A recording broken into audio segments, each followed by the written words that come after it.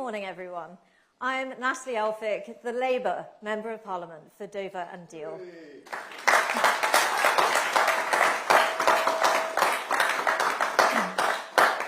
As you all know, this week I joined the Labour Party to be part of the change our country needs. Under Rishi Sunak, the Conservatives have become a byword for incompetence and division. They have abandoned the centre ground and failed to deliver for the British people. Under Keir Starmer, Labour occupies the centre ground and looks to the future to build a Britain of hope, optimism, opportunity and fairness. A Britain everyone can be part of. Nowhere is Rishi Sunak's lack of delivery clearer than on the issue of small boats. They are failing to keep our borders safe and secure. Lives are being lost in the English Channel, while small boat arrivals are once again at record levels so far this year. It's clear that Rishi Sunak has failed to keep our borders secure and cannot be trusted. A fresh approach is needed, an approach that puts at its heart a commitment to border security, which tackles the criminal gangs behind the small boats crisis and saves lives. I'm delighted to be joined in Dover today by the Labour leader, Keir Starmer, and the Shadow Home Secretary, Yvette Cooper. And with that, I'll now hand over to Yvette.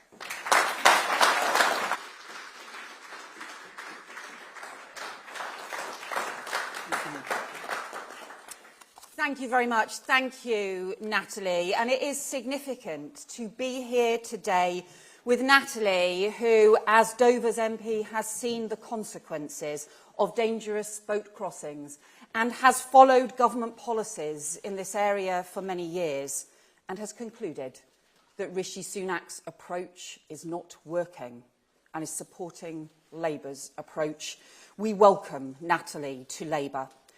And we hope that across the country, people who did not vote Labour in the last election will be ready to support us this time, to deliver the change that Keir is leading and that our country so desperately needs.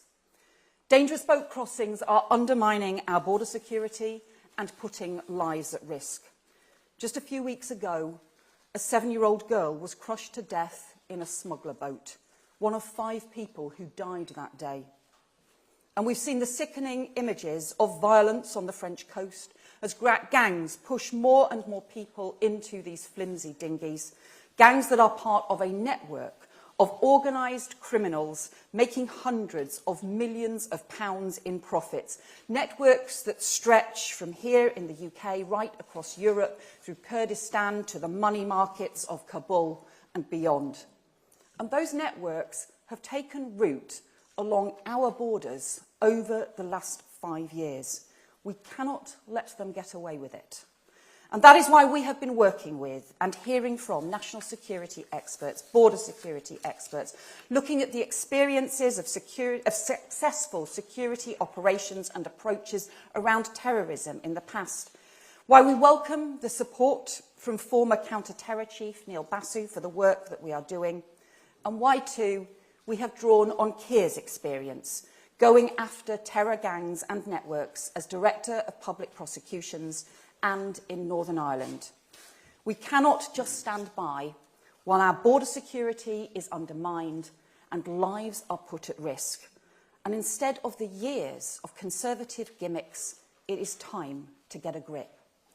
So before we hear from Keir about the new proposals that Keir is setting out as leader of the Labour Party today, let me hand over now to Labour's candidate for the next election here in Dover, someone who has himself worked for the National Crime Agency and has deep experience on intelligence and cooperation to go after the criminal gangs. Welcome, Mike Tapp.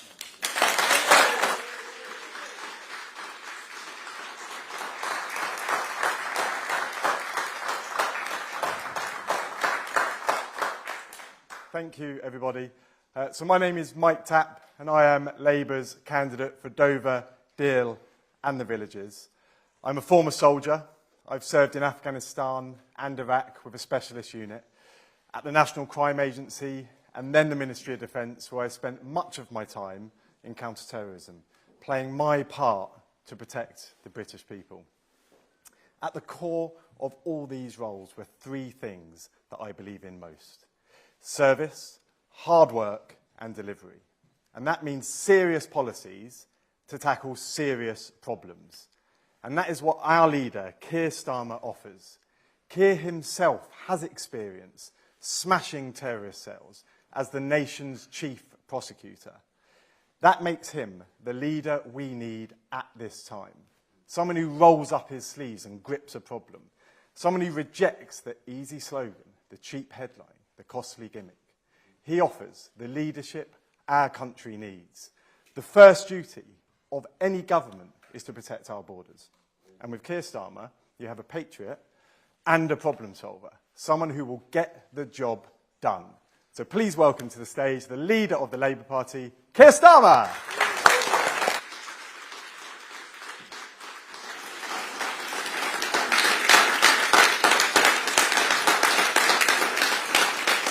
Thank you. Thank you very much.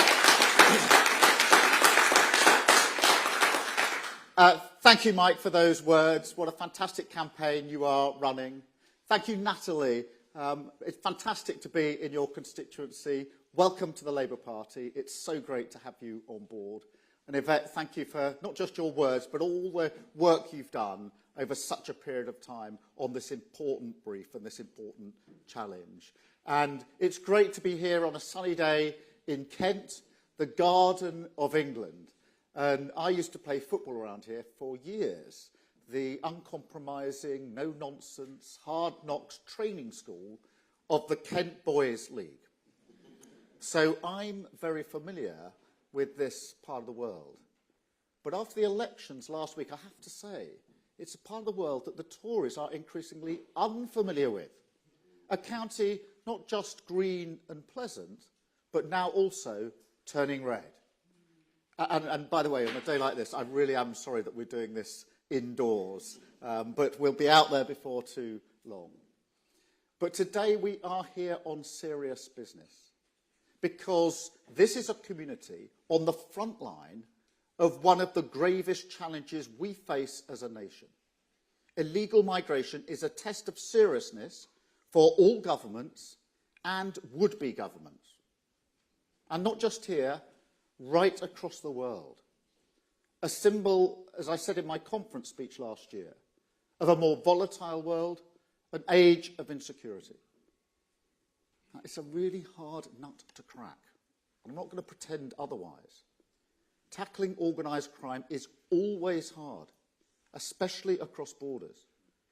Now, I know that from my work at the Crown Prosecution Service on drug smuggling or counter-terrorism operations. And let's be clear at the start. This is a criminal enterprise that we are dealing with. A business that pits nation against nation, that thrives in the grey areas of our rules, the cracks between our institutions, where they believe they can exploit some of the most vulnerable people in the world with impunity. A vile trade that preys on the desperation and the hope it finds in its victims, the common humanity that ultimately it seeks to extinguish. And not so long ago, back in 2016, I went for myself to visit the refugee camps on the outskirts of Calais. It was winter, I think it was February. It was absolutely freezing. The ground was mud, sodden with rain and human waste. And I saw children there, two in particular in my mind, who were the same age as my children. Back then, that was age 5 and age 7, huddling together in a tent that offered almost nothing in the way of warmth. A desperate situation. Then I went home and said goodnight to my children, the same age, each in their own bedroom with the central heating on. And I came away from that day profoundly depressed. And I would defy anybody to go into those camps and come away with any other reaction. That camp represented a monumental failure across nations. People had been brutally let down by governments, of course, not just in terms of the awful conditions, but also because the failure of our asylum system had encouraged a false hope, a hope that had unequivocally made those people more vulnerable to exploitation. Gangs were hovering around that camp that day when I went, using it as a job centre for modern slavery. Now, that particular camp has gone, but the smuggling business remains. The exploitation remains. The peril, as Yvette said, the children dying in our waters. Just 3 weeks ago, a 7-year-old girl, the same age as one of the children I saw in that camp. That all remains. And no matter how good anyone thinks their intentions are, turning a blind eye to this business, not understanding how important a rules-based asylum system is for tackling that exploitation, for removing the criminal business model, if you like, that is not progressive and compassionate position. It is the complete opposite of a progressive and compassionate position. This problem must be tackled. These gangs must be stopped. Our asylum system must be rebuilt. Our borders must be secured.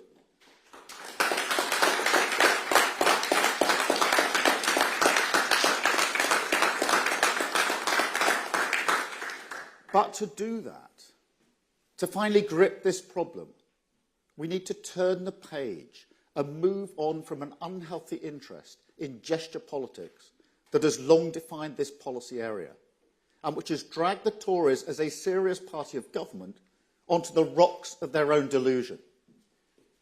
Let me give you a few examples of what I mean by gesture politics. September 2020, the Sun newspaper reports that the government is exploring the procurement of Yamaha jet skis. The plan, allegedly, to patrol the English Channel and tow boats containing asylum seekers back to France. October 2020, the Financial Times reports that the government is undertaking a secret consultation with the maritime industry. The plan this time, constructing floating walls or maritime fencing in order to block small boats, and presumably, in the busiest shipping lane in the world, all other boats. December 2020, and Yvette will remember this well. Chris Philp, then the Immigration Minister, at the Home Affairs Select Committee in front of Yvette, refusing to rule out the use of wave machines to blow back the boats, a policy that had by then somehow managed to find its way into the newspapers. I could go on. There is plenty more material. Sound cannons, sonic weapons, various deployments of the Royal Navy against advice and with little success. The list is endless. Yet here we are. Over 8,000 people have made the perilous journey across the Channel in small boats this year, on track to surpass the record set in 2022. Now, I want to be clear, I'm not impliedly criticising the reporting here. If a government source tells you that it's going to build a wall in the English Channel, you better believe that is a story. But the question this record must raise is whether the latest gimmick, the Prime Minister's Rwanda scheme, can really be taken as a serious solution to this important challenge. I don't think so. They will get flights off the ground. I don't doubt that. But I also don't doubt that this will not work. A policy that will see just a few hundred people removed to Rwanda a year. Less than 1% of the people who cross the sea in small boats every year.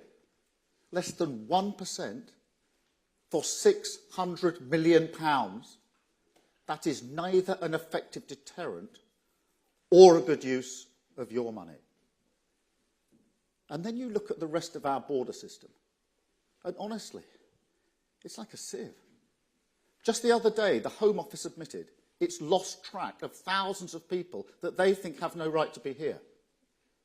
And yet, still, the government refuses to do anything than focus all its time and energy propping up Rwanda, throwing good money after bad, hoping it will get a few flights with, what, a couple of hundred migrants off the ground. Because it's symbolic for party management, for the election. It's gesture politics. £600 million for a few hundred removed. That is gesture politics. And Britain can do better. Labour will do better. We will end this farce. We will restore serious government to our borders, tackle this problem at source, and replace the Rwanda policy permanently.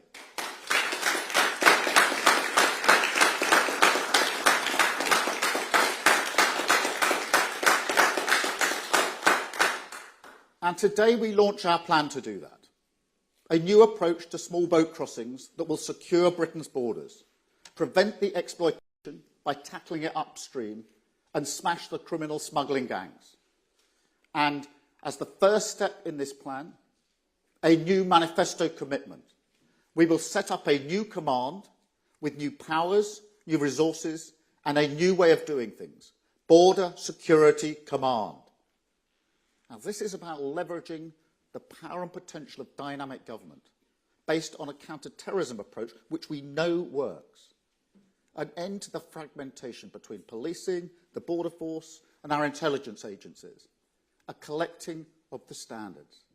So the border protection becomes an elite force, not a Cinderella service.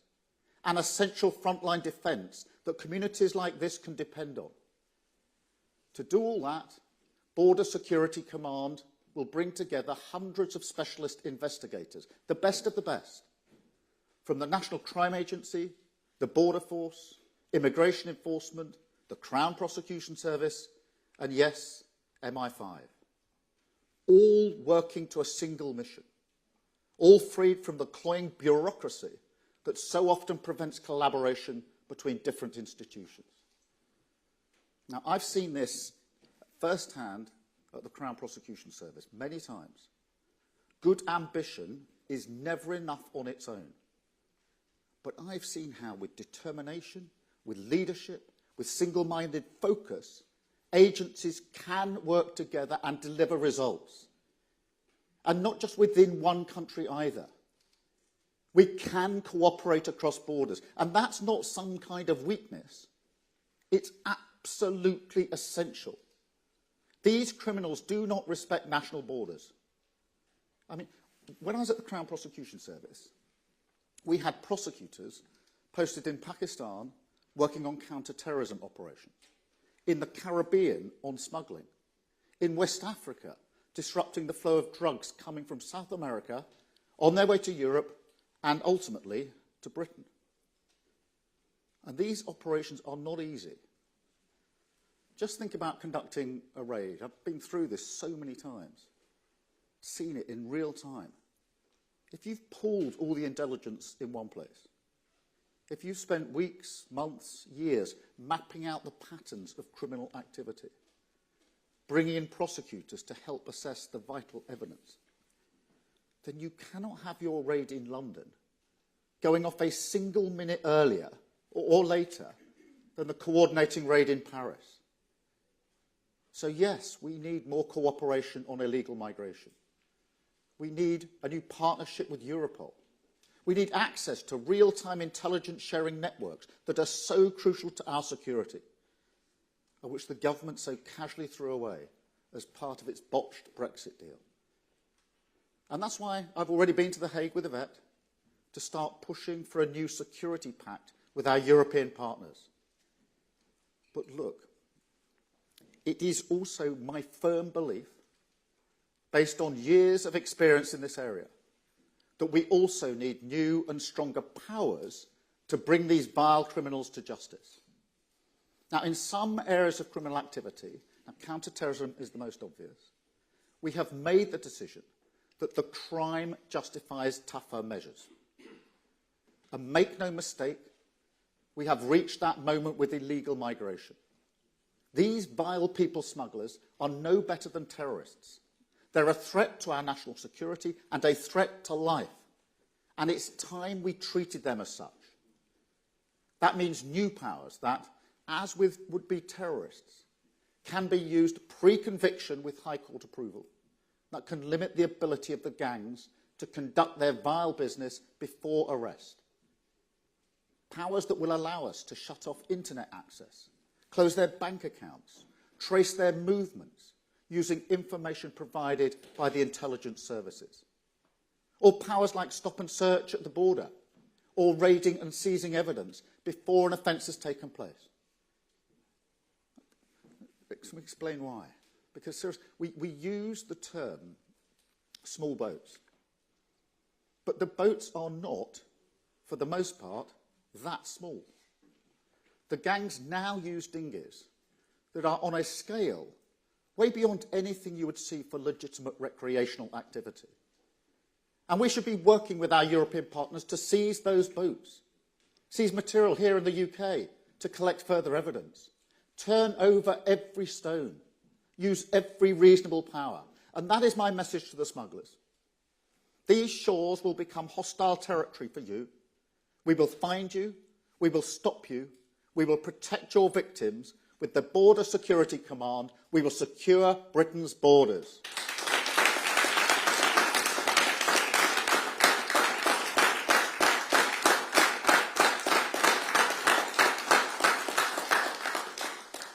And we will also rebuild Britain's broken asylum system. As I said at the beginning, I believe in a rules-based asylum system. I believe that a system that processes claims quickly and humanely, and that finds ways, without squeamishness or cruelty, to detain and remove people who have no right to be here, is essential for security, fairness, and justice. It is a form of deterrence in itself. Because until we're seen around the world as a country that has a firm grip of the process at our border, until we're busting the Home Office backlog, arriving at decisions quickly without a fuss, so we can return people who have no right to be here, then yes, Britain will be seen as a soft touch. And it goes without saying, we do not have that effective deterrence at our borders at the moment. Our rules-based asylum system isn't working. Ask anyone in this part of the world. That much is obvious. So it's not hard to see why the Prime Minister might want a path to deterrence without the hard graft, the boring graft perhaps, of fixing the wider system. But I'm afraid, like so much of what he says these days, it's magical thinking, a symbol of the unquenchable Tory desire for the shortcut, the easy fix, the sticking plaster, gimmicks, not serious government. Let me spell it out again. A scheme that will remove less than 1% of arrivals from small boat crossings a year cannot and never will be an effective deterrent. It's an insult to anyone's intelligence. And the gangs that run this sick trade are not easily fooled.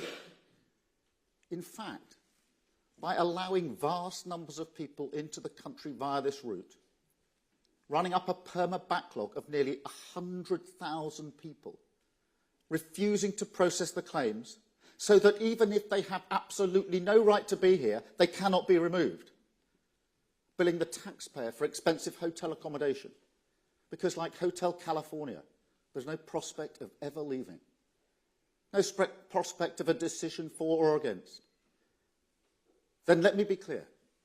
The government has achieved the complete opposite of what they claim, a travel lodge amnesty handed out by the Tory party. And that is warmer and safer than spending winter under canvas near a beach in northern France. And if you don't think that's what the gangs are telling the people they exploit, you've never met one of these gangs. So no, we have to restore integrity and rules to our asylum system. We have to clear the backlog so we can return people swiftly. That is the path, the only path, to real deterrence. That's why we will hire hundreds of new caseworkers for the Home Office, and we'll do it straight away. We'll create a new fast-track returns and enforcement unit that will make sure the courts can process claims quickly, and we will save taxpayers billions. The £8 million we spend every day on hotels, an £8 million a day message that Tory chaos has a cost. Labour will stop the chaos, Labour will bust the backlogs, Labour will rebuild our broken asylum system.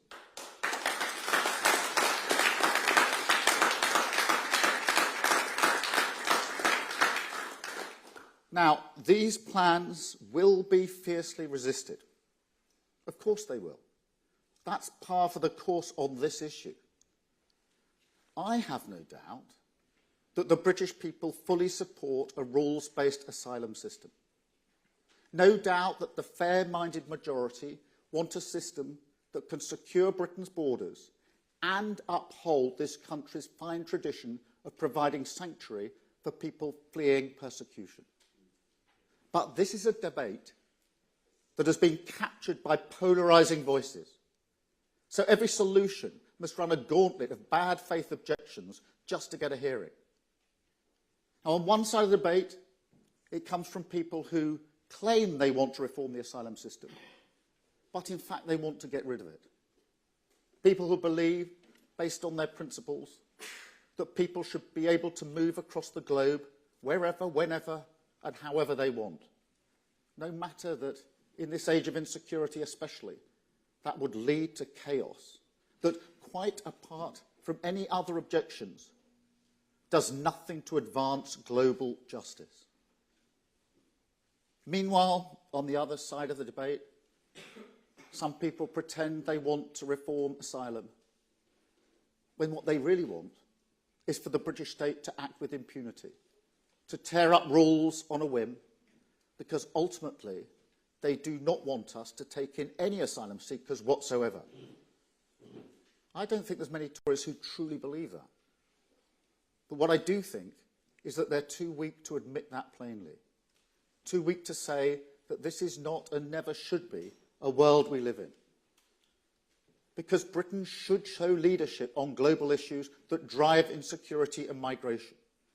Britain should step up to tackle climate change, famine and conflict. We do have a duty to work with other nations. And the state should not have untrammelled power against minorities or anyone. Our rules-based system should align with global rules that protect individual human rights. That is in our interest and the right thing to do.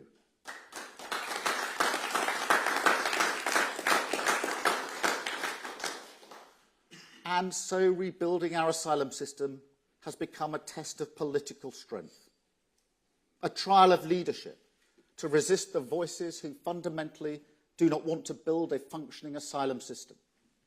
A question: can you prioritise at all times the politics of practical solutions? And can you reject the politics of performative symbols, the gimmicks and the gestures? Now, this is the story of what has happened to this government. The explanation of how a party that cares about illegal migration, there's no doubt about that, finds itself with a record of failure as total and stark as this. It isn't just rank incompetence, though it is that. It's also about who the Tories are now. And I'm afraid to say it's also about our politics as a whole. A culture that's part of the water in Westminster, that rewards the grand gesture, the big talk, while disregarding the detailed practical action that over time moves a nation forward step by step. Take Northern Ireland. Because in my lifetime, there is no more powerful example than that. And I was there, in the room, helping create a police service that could work for all communities, trying to move a nation slowly but surely towards the hard work, the long work, the patient work of real change. Now, I don't want to stretch that analogy too much, but that is what the hard graft of change means to me. And it's the kind of approach that tackling small boats requires now. So I say to the British people, if I am elected to serve this country, if I earn that privilege, I will turn the page on Westminster's talk tough, do nothing culture. Not just on small boats, not just on migration, on everything. And I don't know if that's a new politics or whether it's a return to the bare minimum you should expect. But if you vote Labour, that is what you will get. And if you don't believe me after 14 years of broken promises from the Tories, that's understandable. But as the country's chief prosecutor, I smashed the terrorist gangs. And I know we can smash the people smuggling gangs. I dragged my party away from the allure of gesture politics, and I will do exactly the same to Westminster. No more gimmicks. The character of politics will change. And through that, we will deliver higher growth, safer streets, an NHS back on its feet, more opportunity in your community, cheaper bills in your home, and secure borders for our nation. An asylum system rebuilt, the criminal gangs smashed, the exploitation of some of the most vulnerable people in the world prevented, an end to the chaos, a turning of the page, a politics returned to service, and a careful, patient, determined renewal of our country with Labour. That is the future you can choose. That is what serious government can deliver. Thank you very much. Thank you. Thank you.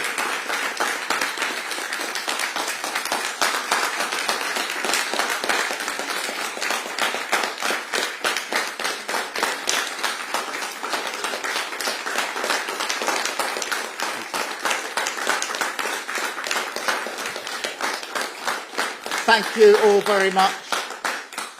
I'm now going to take a number of questions from the media. I'm starting, Beth, with you, Beth from Sky. Thank you, Keir Starmer. You say you're going to end the talk big and do nothing type of rhetoric around small boats. So let me ask you this. Boat crossings hit 30,000 people in 2023. If you win an election, what's your target number for crossings by the end of 2026 once your scheme is up and running? And last week, you told me you wouldn't continue the Rwanda scheme, but you did not commit to stopping flights on day one of a Labour government. So will you commit to that right now? Thank you. Well, Beth, on the numbers, we've got to get those numbers down materially. I think, let's be absolutely clear, nobody should be making that perilous journey. It's not in anybody's interest, and nobody who's serious about politics should suggest otherwise. It is not progressive or compassionate to allow people to cross in that way and to lose control of our borders. So we need to bring those numbers down drastically. The question is how we do it. It is a trade that's being run by gangs. And I absolutely refuse to accept that it's not possible to take those gangs down. Now, I spent 5 years working with others on operations to take down terrorist gangs and to take down gangs that were running guns and drugs. I do not believe for 1 second that these gangs are more sophisticated than the gangs that we took down, the terrorist gangs. So I refuse to accept that this is impossible, which is why we want to set up this command. I refuse to accept this work can't be done. I refuse to accept that these boats, which are basically being made to order, can't be intercepted. They're being held on the continent and brought to the north coast of France. So I'm absolutely convinced that this can be done to get those numbers down. We will scrap the Rwanda scheme. I said that to you when we last met last week, the time before last. That means ending the scheme absolutely, flights and all. It is not going to work. It is an absolute waste of money. It is a gimmick, not a solution. And the point of the last point of my speech is to say I'm not prepared to have a government, as we've got now, that is run on gimmicks, because that is not producing the change that people so desperately need in this country. Thank you so much, Beth. Anushka, can I come to you? Thank you. Anushka Stana, ITV News. Keir Starmer, you clearly want to reach out across the aisle, but how far are you prepared to stretch? Is Nigel Farage welcome in this new Labour Party? Your Shadow Health Secretary has suggested maybe we should draw the line at Liz Truss. So is everyone with politics up to her welcome? Well, look, I'm very pleased to welcome Natalie to the Labour Party. You heard for yourself the reasons that she took a very difficult step It's a very difficult thing to cross the floor of the House of Commons from one party to another. Nobody just does it without a huge amount of thought. And Natalie's conclusion, having thought about this profoundly, is that Rishi Sunak has effectively lost control of the borders and that the Tory party is characterised by incompetence and the Labour Party has changed. I think that's a very powerful thing to have said. It's testament to the hard work that we've put in the Labour Party. And this changed Labour Party ought to be a place where reasonably minded people, whichever way they voted in the past, feel that they can join with our project to change the country for the better. And so it is an invitation that we should be less tribal in the pursuit of a better country and invite people to our party who want to join in our project of national renewal. And I'm very pleased to be able to extend that invitation, not just to Labour voters, but people who voted for other parties in the past, because I genuinely believe that reasonable-minded people want their country to do better, want progress for themselves, their families and their communities, and that they will want to join the hard work, not the gimmicks, the hard work that this new Change Labour Party will bring about. Thank you, Anushka. Chris? Look, I'm not going to go into... I think that's the last person who'd want to join this Labour Party, but I'm not... a list of names doesn't help anyone, but Nigel Farage won't want to join Labour. But there is a serious underpinning point that actually, if we're to renew our country, we do need to ensure that we carry as many people with us as possible. And I genuinely think that most reasonably minded people across the country, who may or may not be into politics, we think about it all the time, most people don't, do want a better country for their family, for their community, and they want the country to go forward. And what I want is a decade of national renewal where people say, I may not be tribally Labour, I may not have always voted Labour, but I actually think this is a good, serious proposition about improving our country. And I make no bones about that. That may be because I came into politics late in life, because I didn't spend my whole sort of formative years in the tribal politics of Westminster. But it matters to me that we're able to have a project which reasonable people feel I can get behind that. Thank you, Anushka. I better give slightly shorter answers, otherwise I was going to be here all day. Chris, that's no reflection on your question. Alistair can be as long as you like. Chris Mason from BBC News. Can I push you, Keir Starmer, on the specifics of what success looks like? You talked there about getting the numbers down materially. What does that mean? Does that mean halving small boat crossings? Does that mean eradicating them entirely within a first Labour term? And to be specific about the cancellation of the Rwanda scheme, can you answer explicitly, does that mean no flights taking off from the moment you become Prime Minister? Let me deal with those in two parts. Look, we do need to dramatically reduce the numbers. Obviously, I'd like it to come down completely. I'm not going to put a false number in it, but I'm not going to shy away from the fact that this needs to materially reduce. These numbers need to come right down. And to do that, we have got to stop the vile trade that is running it in the first place.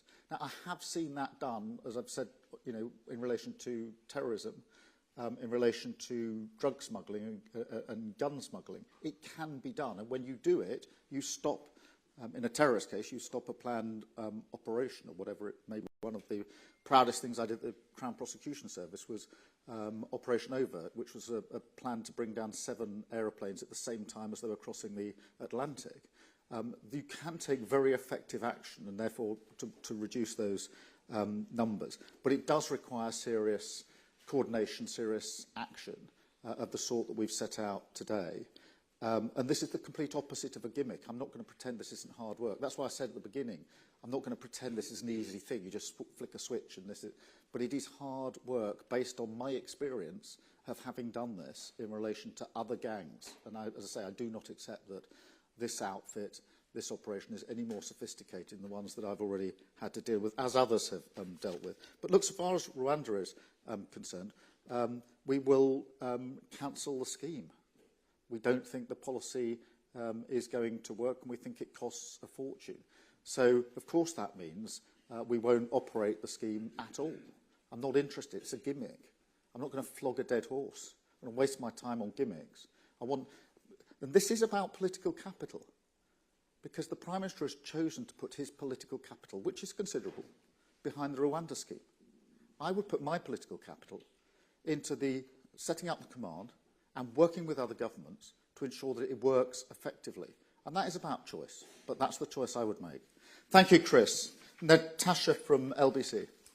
Hi, Sir Keir. Natasha from LBC. Can I just push you on the timetable for this? You've just said you're going to scrap the Rwanda plan. Is this going to be in your first 100 days? And just on the reaction from your own MPs to Natalie Alik's defection, it's been one of shock and anger for a lot of MPs. Jess Phillips has said it's like being punched in the gut. One MP is reported to have cried at the news. Are you concerned that she makes you a very easy target for Tory political attacks and makes you look like a man that doesn't stand for anything? Firstly on the timetable, look, we're going to get rid of the policy straight away. I'm not going to continue a policy I don't think is going to work, which is going to cost a fortune. I'd rather use the money that's being thrown at the Rwanda scheme and put it behind the command that we want to set up. And the command can be set up very, very quickly as well. It doesn't require primary legislation. Some of the powers I've outlined are already in primary legislation. Others will require some legislation, which I think we can pass very quickly. So I see this as a very fast timetable to get this off the ground. And in relation to Natalie, look, this is a very important and significant crossing of the floor for the reasons that Natalie has set out. And I think anybody reading the words she said this morning would be persuaded that this is a very significant thing. You've got a Tory party that is losing votes, losing MPs, losing councillors, losing mayors across the country. It's a Conservative party that's on its last legs. It's out of road, out of ideas, and that is why I genuinely think the mood of the country, and Natalie has picked up on this, is for change and a general election. And that's why nobody can understand why the Prime Minister is clinging on by his fingernails to power for as long as he possibly can. He should do the decent thing, read the room, and call a general election. Thank you, Natasha. John from the Mirror. Hi, John Stevens from the Daily Mirror.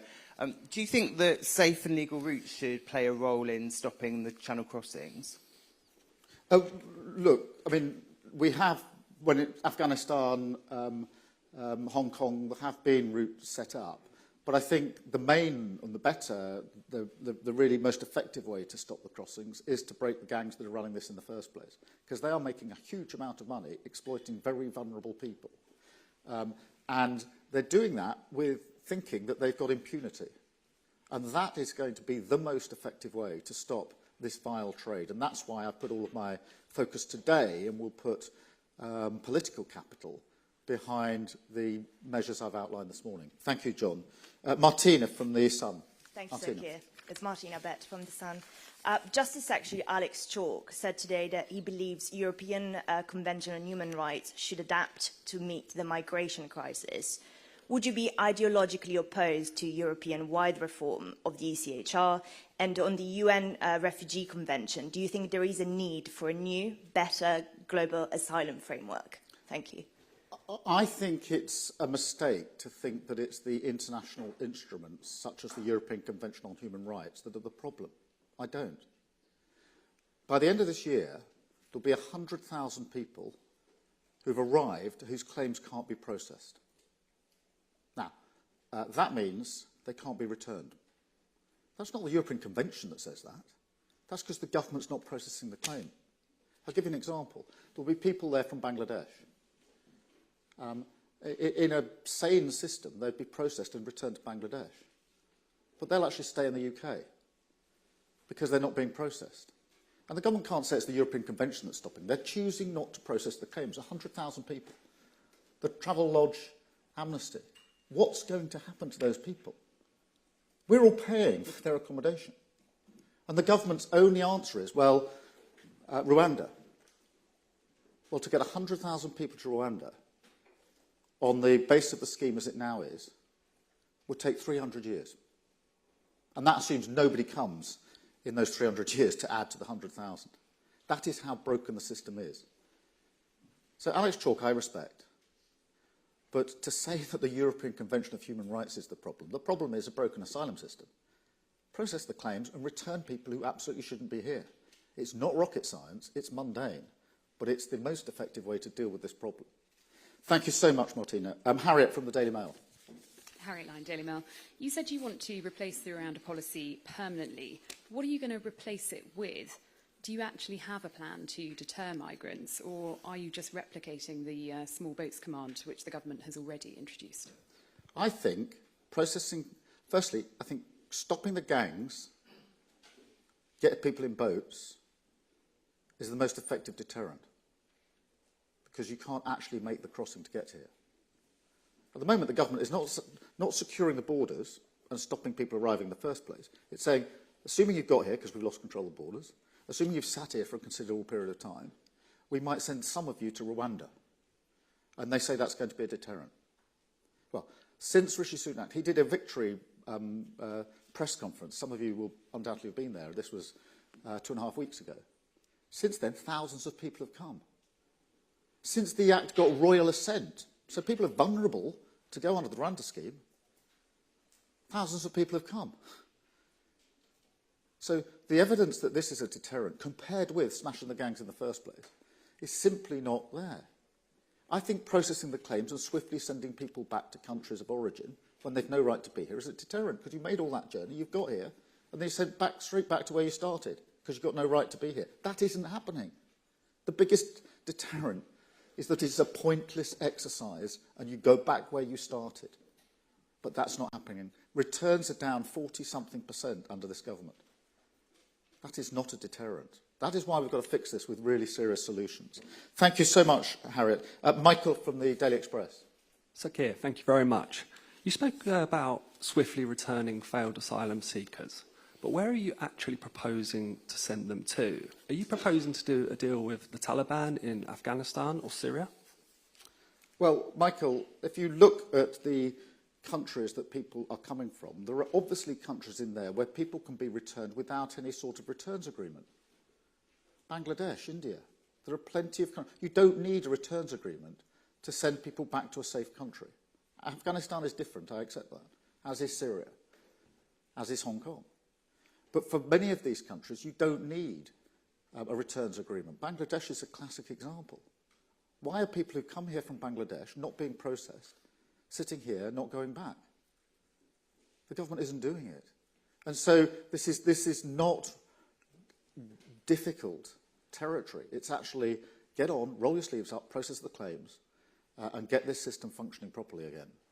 And we can make a material difference. Afghanistan, I grant you, is a different proposition, because many people who came from Afghanistan are fleeing from the Taliban, and we all remember what the situation was like 2 years ago. That is why there is supposed to be in place a scheme for those fleeing from Afghanistan to find safety. But we shouldn't overestimate and talk up the difficulty here. It's basic competence, seriousness, not gimmicks. Thank you very much, Michael. I've got Charles from The Telegraph.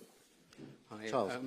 Will you seek to negotiate a returns deal with the EU if and when you get into government? And do you believe that you can get one?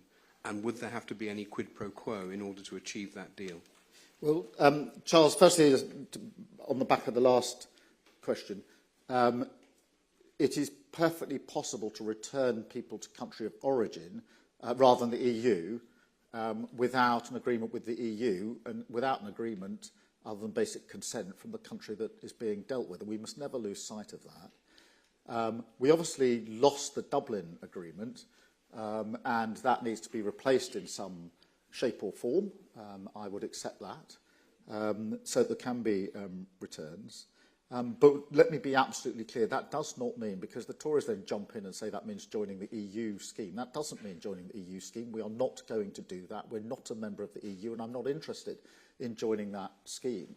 But I'm press on this point that actually returning to country of origin, which is the most effective thing, is done with the consent of the country that we're sending people back to. That is not difficult. Thank you, Charles. Alina from The Guardian.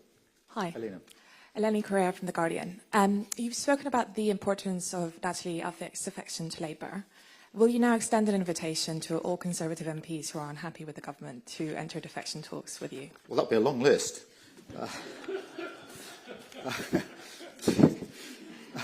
Look, I think, as I've tried to set out, I do want if we're privileged enough to come in to serve, to head up a government that